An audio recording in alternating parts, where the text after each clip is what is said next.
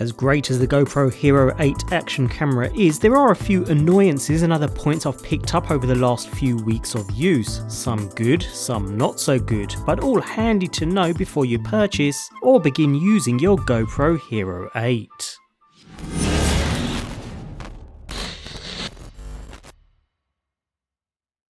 Let's start with one of the biggest design changes, the GoPro mounting fingers. Now built into the main body of the camera, they really do work well. I was a little skeptical about the camera not mounting as firm, but I've had no issues at all. Once secured to a mount, the camera holds tight. No wiggle room whatsoever. And when not mounting, the fingers are held in place with magnets so they won't flap around when you don't want them to. Fortunately, if they should break, they can be easily replaced by removing 4 screws, although a replacement isn't exactly cheap, but at least the option is available. All in all, it's a very welcome design change, even though I'd like to still see a tripod thread on the camera if they can fit one in somewhere, that is, but as it is, mounting works just as well as its predecessors. What's not so welcome is this lens housing. Not only can we no longer use any previous filters over the lens, but this is built to be a rugged camera, so chances are most will live rough and tumble lives. Unlike the Hero 7, where we could replace the lens cover should it be chipped or damaged, with the Hero 8 that's no longer possible. Yes, it results in a thinner and probably more neater looking profile, and yes, it's now using 2mm of Gorilla Glass, but even so, I would have preferred a replaceable lens cover.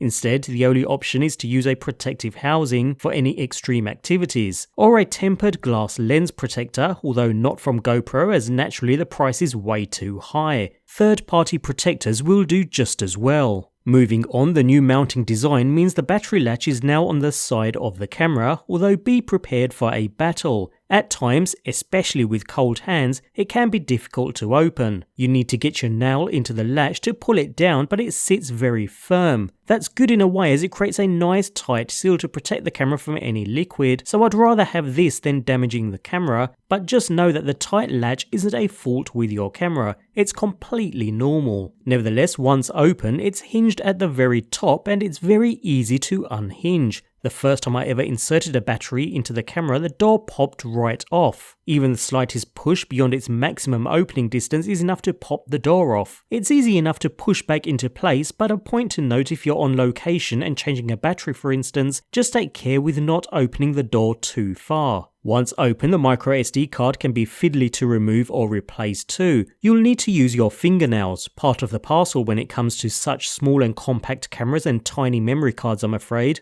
Although it's no harder or easier than it was with the Hero 7 to be fair. Personally, I use a high capacity card which I hardly ever have to swap out while filming to minimize this issue. The battery itself fits rather snug. No issues there. Note you can use older batteries with the Hero 8 but won't have access to all camera features due to the higher discharge rate of the newer battery pack, which the camera needs for sudden bursts of power such as when using HyperSmooth boost mode for instance. That brings us nicely onto battery life, and if you want some good shooting time you'll want some spares. Seriously, the camera squeezes your battery fast, especially if using HyperSmooth features at higher resolutions. An hour or so if you're lucky. Just browsing the menus and setting the camera up and I noticed I had dropped 20% battery life. So if you're serious about shooting, you'll want some spare batteries to go along with it. Cheaper third-party batteries are available, but just make sure they are fully compatible with the Hero 8 first. With the door opened or even removed, we do have access to the USB-C charging port for connecting an external power source. Just know that by doing this, there is nothing to keep the inserted battery firmly in place.